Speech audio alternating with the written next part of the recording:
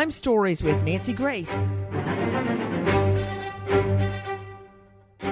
The loving husband of a woman who was killed during a parasailing accident, and trust me, I'm using air quotes on that, down in the Florida Keys on Memorial Day, speaks out for the first time, telling about the horrific day his wife, just 33 years old, in the prime of her life, their 10-year-old son, and the 9-year-old nephew were all three cut loose from their parasail by the captain after they were caught in wind gusts up to 30 miles an hour.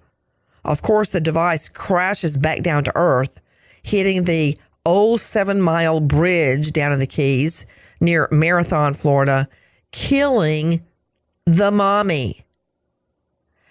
Now we learn the dad was literally screaming and begging the captain to save his wife, son, and nephew. Well, that didn't happen. I'm Nancy Grace. This is Crime Stories. Thank you for being with us here at Crime Stories and on Sirius XM 111. I'm just imagining that scene. I can just imagine my husband, David, out on the water with me up in the air parasailing with the twins. Then things go sideways and him down there begging, screaming for the captain to save us. Me looking down, if I could, from up in the air as 30 miles an hour winds toss me and the twins around. I can hardly even think about it. As a matter of fact, it's reminding me of something. We went on a trip with my mother, the twins, Dave and I, out to Vegas. Not to gamble. I do not like to gamble. I feel like I might as well throw my money out on 3rd Avenue. But we like to go see the shows. We like to go hiking down in Red Rock Valley, go to all the fancy restaurants, really have a good time. Well, we were also, we went to Hoover Dam, which was awesome, and got a tour of that. But the day we went to Hoover Dam, we were supposed to go on a helicopter tour, and the twins had never been on a helicopter. I had only been on them when my investigator would fly me to various jails across the Southeast to interview defendants. So this is the first time on a helicopter, and you go down into the Grand Canyon, and then you have lunch down there, and you hike, and then it brings you back. That day, the winds, I believe they were in the upper 20s to 30s. And David, who has a level head, said, "We are not going up in a helicopter." I'm like, "David, look, they wouldn't take us up if they thought it wasn't safe." And he said, "I don't care what they say, we're not going." Do you know, it was several months after we came back that there was a fatal helicopter crash with the same company in Vegas going out in wind gusts? The point is, this mom and dad probably relied on the captain to say and decide whether it was safe. And their mommy and the son and the nephew end up way up in the air in wind gusts of 30 miles an hour. And you should see that bridge. It is old. It is cement. The thought of them crashing into that, that's devastating. In the last days, the dad speaks out about his ordeal. Take a listen to our friends at GMA. Good Morning America. Your wife, your son, your nephew, they get into the parasail and they take off. What happens next? The captain started concerned, and his actions was terrified, and I was also scared. When the boat's crew could not reel in the parasail, the captain made the decision to cut it loose. What were you thinking when you saw him cut the rope? Whatever he was doing, it was concerning for all of us. I didn't exactly see when he cut the rope. It was terrifying and horrible moments. What happened to this beautiful young mom? Just gorgeous young mom, so loving, so dedicated to her children. Why did this have to happen? Let's start where I like to start every single jury trial if I can, and that is with the 911 call. Listen. 911, where is your emergency? On the ocean by Pigeon Key, a parasailer's line just broke free and they're in the water. Okay, hold on a second. Let me see. Is 4110 on the water? 7 Mile Bridge, you said? Yes. You're right near Pigeon Key. Pigeon Key? There's boats on. Hold on. I'm not physically there. My husband Okay. called and he said to report it. He's on the water, and I'll give you his number if you need. Okay, so it's a parasail? Yep, they were parasailing and the line just snapped, and the boat's trying to get to the person, but he saw Line what happened. snapped. Okay. And what end of the bridge do you know? Oh, it's by Pigeon Pigeon Key. Key. Pigeon Key. Okay. Let me see if I've got somebody in the water. What is your name? Okay, I'm going to try to get them out there. So there were, how many subjects were on the parasail, do you know, or in the water? I have no idea. He's just in the distance, and it sounds like several boats are trying to get to the person, but he just wanted to report it, not knowing what's going to happen next. Okay. Thank you. Thank you. A gorgeous young mother tries to entertain her children, taking them on this parasailing excursion, this adventure. How many times have we done something like that? I haven't done parasailing, but I've done other things. And she's dead. She is dead. I've got an all-star panel to make sense of what we know right now. Michael Winkleman, high-profile maritime attorney, joining us out of Miami at Lipkin, Margulis, and Winkleman. He's quite the expert. Dr. Angela Arnold, renowned psychiatrist, joining us out of the Atlanta jurisdiction. You can find her at angelaarnoldmd.com. Robert Crispin, talk about a gumshoe. Private investigator extraordinaire at Crispin Special Investigations. You can find him at crispininvestigations.com. Dr. Tim Gallagher. A very special guest joining us, Mark McCullough, a parasailing safety expert and the chairman of Parasail Safety Council. But first, Tim O'Hara joining us, reporter with the Key West Citizen. Tim O'Hara, I want you to hear a little bit more of this 911 call. Listen, Tim. 911, where is your emergency? We're at the 7 Mile Bridge, just east of Mosher's Channel. There was a parasailer north of the bridge, and the rope broke, and he's loose. Okay, so it's just, okay, I've got a call on this already. I just want to ask you a couple questions. Hold on. Okay. Additional caller. Okay, and can you tell me it was just one male? We don't know. It was one person in the parasail. Okay, so there's one person in the water now. He's being dragged across the water by the sail. Being drugged. Okay. And it's at Mosher's Channel. Water. Mosher Channel. Okay. We've got deputies and FWC and everybody on their way out there, and I'm going to get the medical out there to stage for them. So thank you. Tim O'Hara joining me from the Key West Citizen. Tim, thanks for being with us. What happened? You have multiple boats saying, we see this, what they had thought that the line had snapped. We later found out it was cut, but did it snap? Wait. Tim O'Hara, talking to you is like drinking from a fire hydrant. It's just so much at once.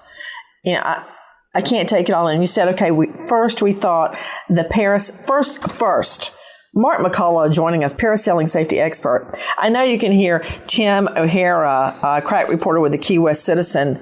What is he talking about? What did he just say? Well, it sounded like what the person that called 911 thought they saw the parasail snap, the line snap. So that means while the person, parasailing means you get into some contraption with a sail, like off a sailboat behind you, and you're attached to a cord like you're skiing behind a boat, and then the cord is attached to, I guess, a speedboat, and the speedboat takes off, and then you're, in theory, supposed to go up in the air and sail behind it. Is that what you call parasailing? That's correct. Okay, then what is it when we drive past the water and we see people out there on it looks like a little floaty, like a boogie board, and they've got a sail on it, and they're guiding it with their hands and their body. What is that? That's not parasailing. What is that? It's like sailboarding. Sailboarding. Okay. So we're not talking about that. We're talking about parasailing. I'm repeating to you questions that I've gotten on Insta, Twitter, and Facebook. So don't kill the messenger. And also, I wanted to hear the difference too. So that's called, what did you say, Crispin? Is that you jumping in? Yeah, it's called kiteboarding. That's Kiteboarding, yeah. Kiteboarding. Okay. Parasailing, whole nother animal. Now, Tim O'Hara, joining us, Key West citizen, did I hear you correctly that at first, onlookers, witnesses thought the cord had snapped? Correct. And the what turned out to be 3 people in the harness of that were basically being blown across a sort of a bay area in an area where there is a 7-mile bridge, a very large concrete and steel structure. So what does that mean, Mark McCullough, for the line to just snap? Well, and there are most of the accidents that result in deaths have been in high winds, where the line actually disconnects from the boat. Disconnects? Yeah, well, it snaps. I mean, the line can snap. Okay, see, to me, the meaning of snap means the cord breaks. But according to you, snap means it comes disengaged or unattached to the boat. Which one is it? Disengaged from the boat. Okay, Tim O'Hara, is that what you meant? I thought that meant that the cord breaks in the air. I'm sorry. It broke free from the vessel. Okay, and that's called snap. A snap? Yeah, it would snap off or break off or disengage. So it disengaged from the boat. So It's this parasail slang.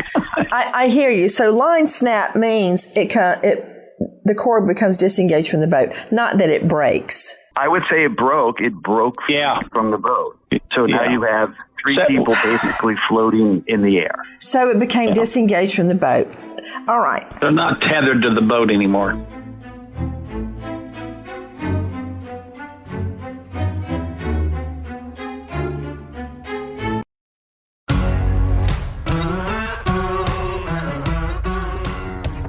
Crime Stories with Nancy Grace. We now learn that Mommy's husband begged the captain to help his wife. Listen to our friends at Good Morning America. Trini is holding the captain's leg, begging him to please go out there and save them. And he goes ahead and tells him, don't worry, the bridge will help. That's where the pair He said that? Yes. He said to you, the bridge will help? Yeah. Clinging to the captain's leg, begging him to save his wife, son, and nephew. The captain reportedly said, don't worry, the bridge will help, before he cuts them loose. Back to you, Tim O'Hara. You then said you think the captain of the boat cut it? Yes. Why? Well, that's going to be the biggest question as part of this criminal investigation. That and the weather is going to be the 2 biggest factors going into this investigation. Tell me about the weather, because a storm seemingly propelled them. Who is them? All I know is about the 33-year-old mom, Supriya. And her nephew. 9 years old, Vishy. Correct. And 10-year-old son, Skria, correct? Correct. Whoa. So you've got a 9 and a 10-year-old little boys up in the air? Parasailing in a storm near a cement bridge. Do I have that much right? Yes, that's correct. But also, we are talking about Florida, where storms do sort of like these little, I will call them squalls. They can brew up fairly quickly. Now, you would think you would see this somewhere in the distance and maybe abort this trip. Yes. Okay. Can I just point something out to everybody? Robert Crispin, private investigator, joining me out of Florida right now. Has anybody heard of the Farmer's Almanac, or is that just me? Because since I was a little girl, little, we had a copy, black and white copy of the Farmer's Almanac always in the house. My grandmother had one. My great-grandmother had one. So you have an idea about what the weather is going to be. Now, this happened on what day, Tim O'Hara, what day did this happen? I've got May 30, Memorial Day. Correct. We didn't know there was going to be a storm? So, Nancy, I'll tell you, of course we have all heard about that, but today's technology, and we're in rainy season, and everybody knows rainy season, it rains every single day, and these squalls come up out of nowhere. And this is just an epic failure at the helm by the captain on so many different levels. From that trip should have probably never went down, or that captain saw that, and those people should have been brought down immediately. But he elected to keep them up. And to you, Michael Winkleman, a high-profile lawyer joining me out of Miami. Michael, they didn't know there was going to be a major storm that propelled this young mother and a 9 and a 10-year-old little boy, and now the mom is dead. The singular comment that I'll make in defense of these operators was that these storms do come out of nowhere, but I find that to be such a feeble excuse because Florida statute requires them to have weather determining capabilities out there so they can know exactly what's coming. Combine that with a small dose of common sense, which is looking around and seeing the storms coming, and things like this never happen. And look, this is what I do for a living. I just finished a case out of Mexico where a woman was at a resort down there. They, at one of these fly-by-night operations, took her up from the beach. You could see the storm off in the distance. The line snaps. She's in the air for 45 minutes and ends up crashing down in the airport in Mexico. Thank goodness she survived. We successfully resolved her case. But look here, we have this beautiful 33-year-old woman, and fortunately the children did survive, but you have these terrible tragedies that are clearly preventable. Clearly. Michael Winkleman, just hearing you say that, you said this beautiful mom, and I said beautiful. And I don't mean just on the outside. I mean on the inside too. Her little boy, 10 years old, her nephew, 9 years old. There's just, to you, Dr. Angela Arnold, high-profile psychiatrist joining me out of Atlanta. She was beautiful on the inside.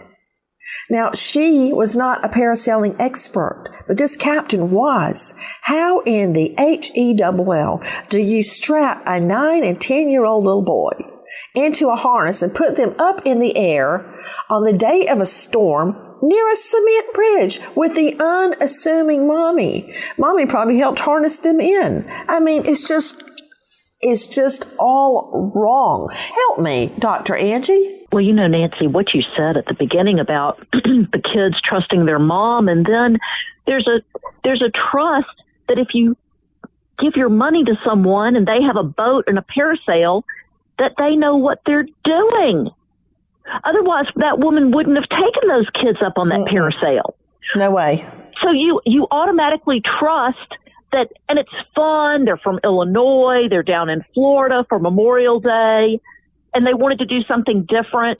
And unless, Nancy, they're into crime like you are and I am, and they're hearing these stories constantly, then they may not think about the danger that may be lying in one of these activities. I think you lower your guard when you're on vacation. I do too. I don't know what that phenomena is. Guys, take a listen to our cut 3, our friends at WPLG. It happened Monday evening. A witness describing a harrowing scene when bad weather blew in around 6 p.m. We're told people were parasailing when the tow line broke, sending the chute into the bridge. At least one Good Samaritan in this white center console helped cut the line, getting a woman and 2 children out of their harnesses and onto his boat. A Marathon City official tells Local 10 the Sunset Grill on the east side of the bridge is where the victims were taken. We saw Florida Fish and Wildlife officers speaking to several people who were then escorted to their van. Monroe County Sheriff's Office deputies also on scene.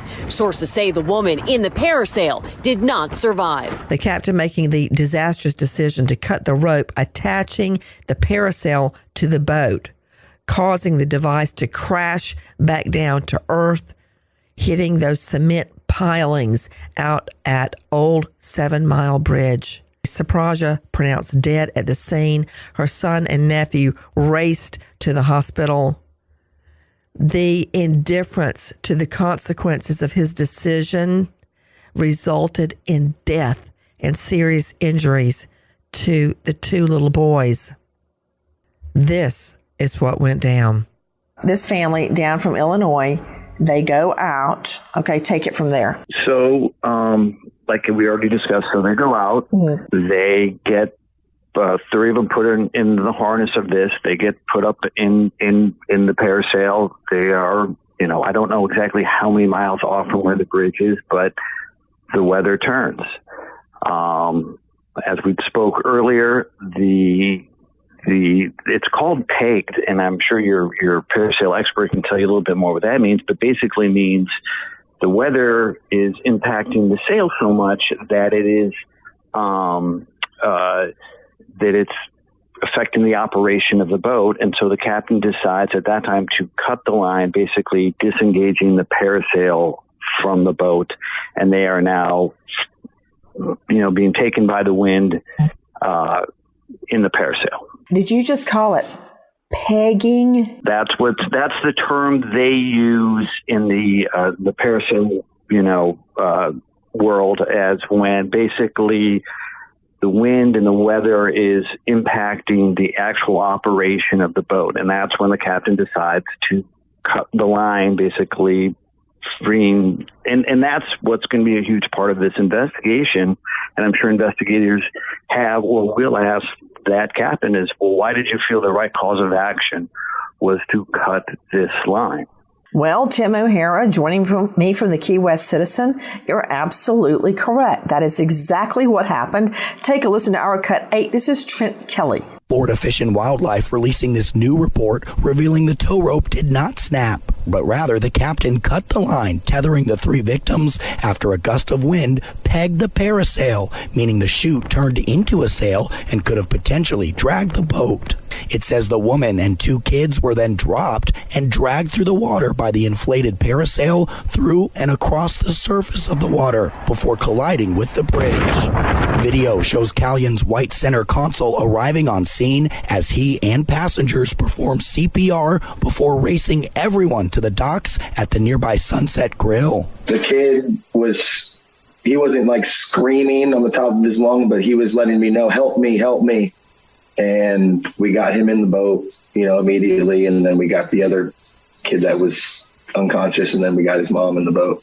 One of the boys, just 7 years old, was airlifted to Nicholas Children's Hospital Monday. The 33-year-old woman, identified as Supraja Alaparthy, died from her injuries. Straight out to our expert joining us, and we're so happy you're with us, Mark McCullough, the Parasail Safety Council chairman.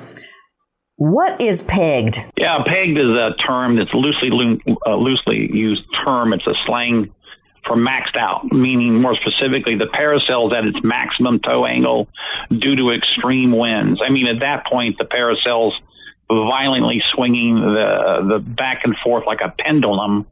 And of course, the parasailers are attached there.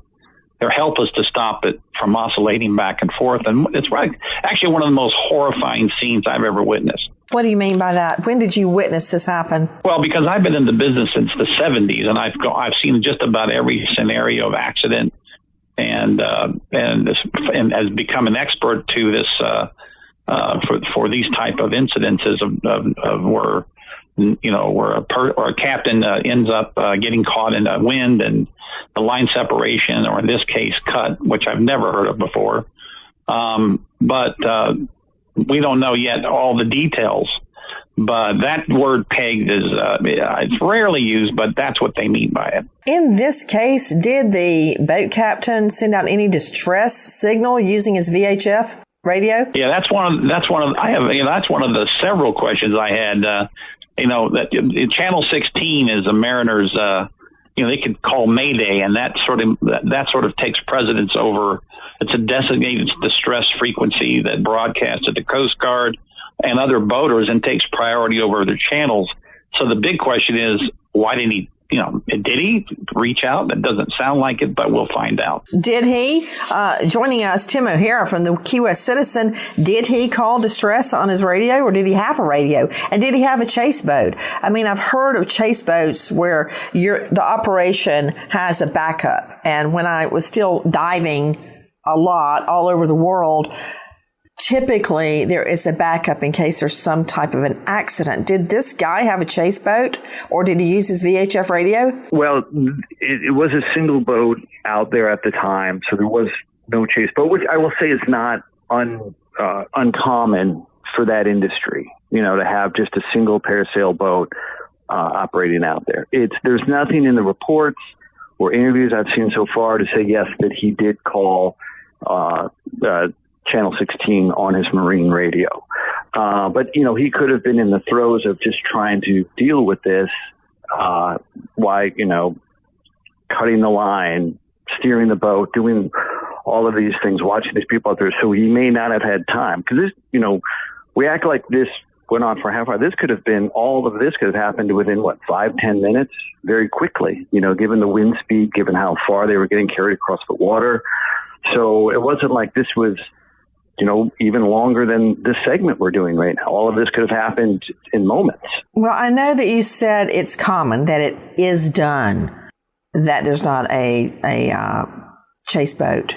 But just because it is done doesn't mean it should be done. And I'm just trying to figure out, I've taken a lot of looks at this bridge. It's an abandoned bridge. And I would think that you would try to stay away from big cement bridges when you go parasailing. Well, and maybe that's the will of our state legislature this time, to say maybe we need to push these boats further out where you're, 8-10 miles. I wouldn't hold my breath waiting on a state legislature to do anything. But to me, it just makes common sense. Mark McCullough, why are we going to wait on the Florida State Legislature to tell a boat operator what is safe and not safe? Because you'll be waiting until you're blue in the face. Hell will freeze over before you get a legislature to do anything. Half of them are probably making money off parasailing. So that is not going to happen anytime soon. So, Mark, why would we? Isn't it just common sense that you don't parasail near a big cement abandoned bridge? Yeah, let's start back with the legislature, because I was the one who originally pushed the legislation to do regulations, but I had it was so strict. I actually had a distance based on the height of the tow, and they just ignored it because the parasail operators sort of started lobbying against what I had tried to push as very strict regulations. And yeah, you're right. It was, they're not going to do anything. There's too much responsibility. I only say that because I was a lobbyist briefly for the district attorney at the Georgia State Assembly. I did that, I think, 2 sessions, and I begged. I said, please let me try murders and get me out of politics. And it was anti-crime issues. But they didn't want to hear about any of that. Let me go to our guest joining us, Dr. Tim Gallagher. What were the injuries that this young mom suffered that led to her death? Most likely blunt impact injuries, but we cannot rule out that the woman died from drowning. And then we also have to add in, and you may not like it, but is it a natural cause? Would she have a medical event, before the impact in the water and before she drowned? She ran into the bridge. She slammed into a cement bridge. She's dead. She either died from blunt force injuries, and I'm just a JD. I don't even know what I'm saying, but I know she either died from blunt force trauma right there with her son and her nephew watching, or she got hit and went into the water, and that sail, that tether, dragged her through the water, and it drowned her. It's one of those two things. Well, absolutely. That's your impression, but we have to look at it from a scientific point, and we have to also include natural disease in with our gestalt Maybe opinion. she fell down the steps. Well, it's a low possibility, but we do have to include it, and that's just how the science is.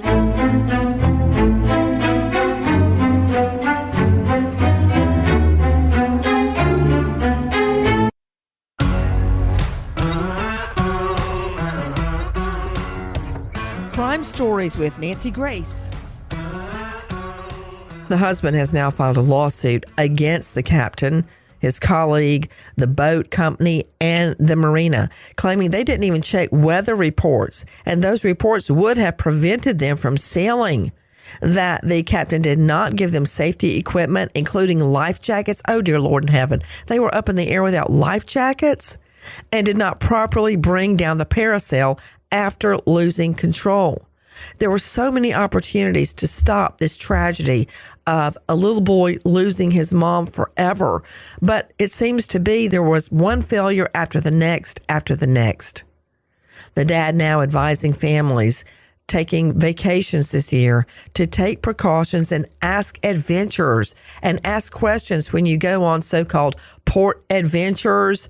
Don't just rely on what these people are telling you. You don't know them, and they just want to make some money off you. They're not worried about you or your children.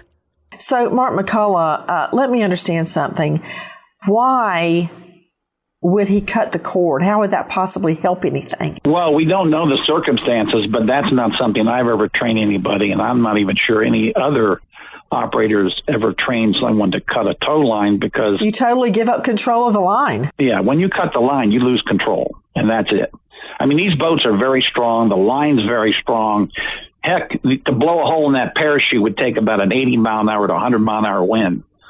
So you've got a lot of things, and the captain has a lot of things at their resources. The fact that these newer vessels are much bigger, stronger, heavier.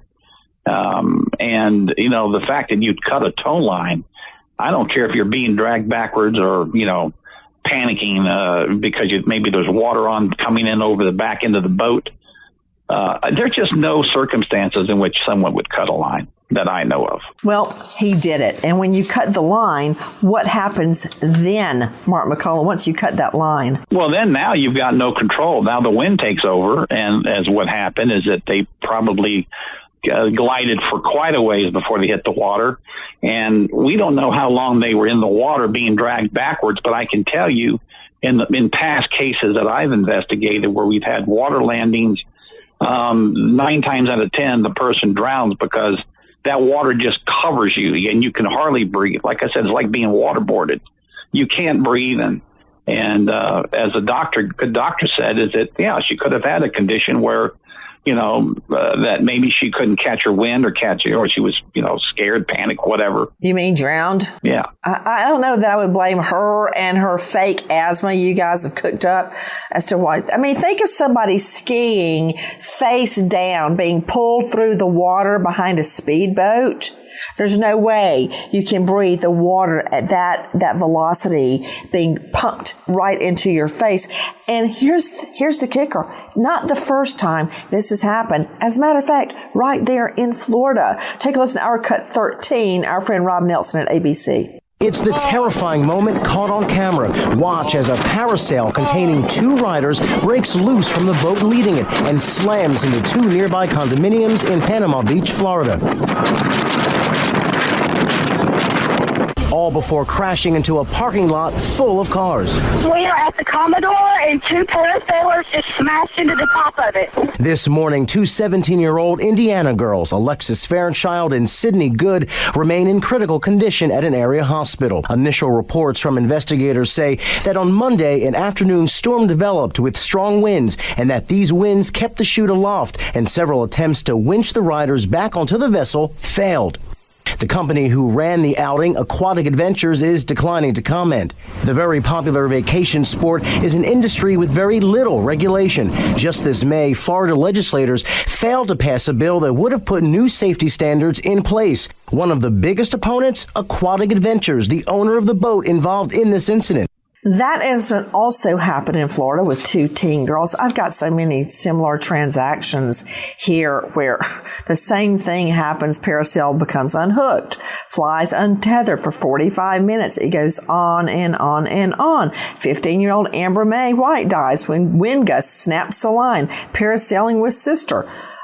I mean, there's so many of these incidents.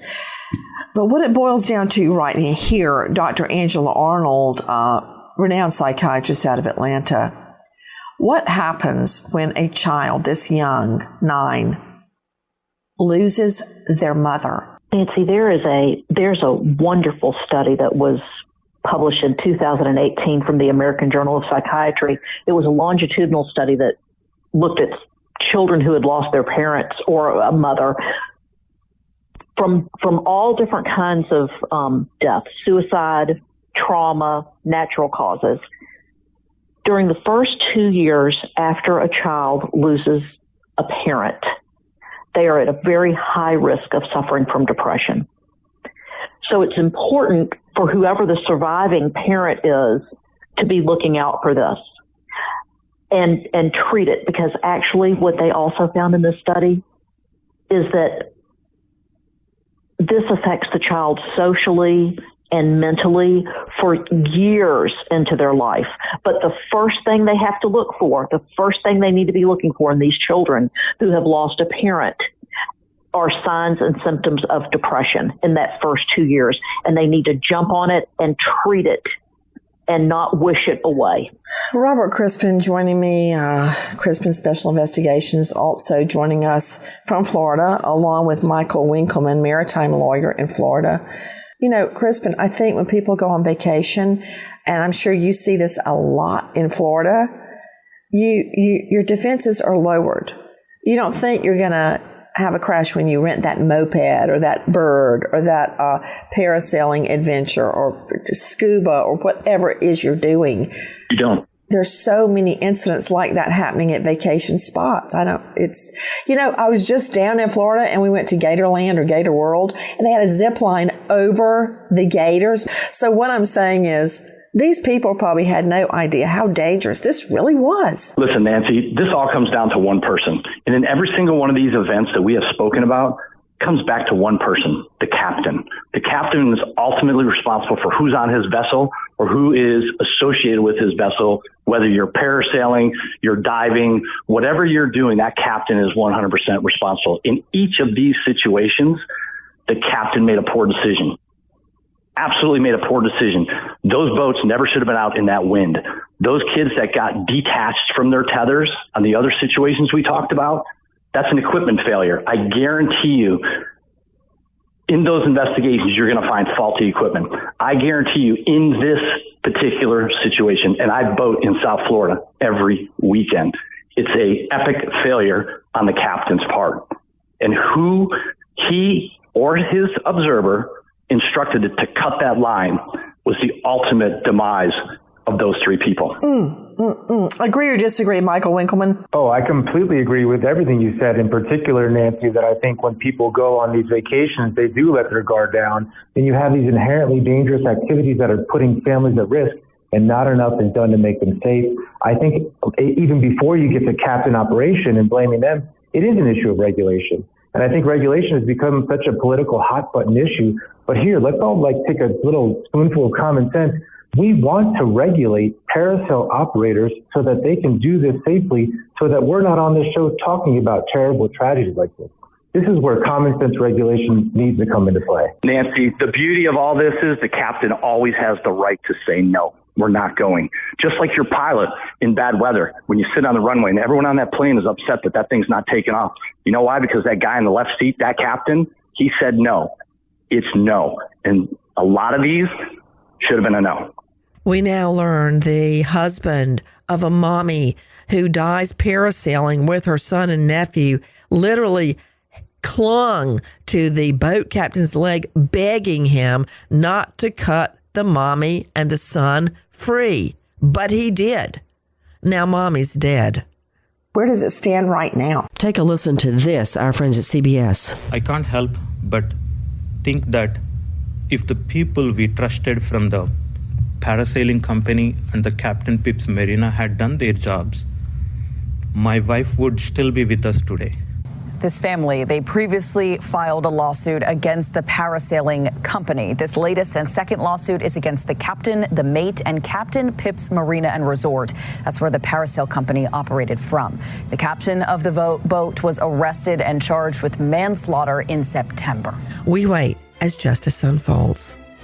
Goodbye, friend.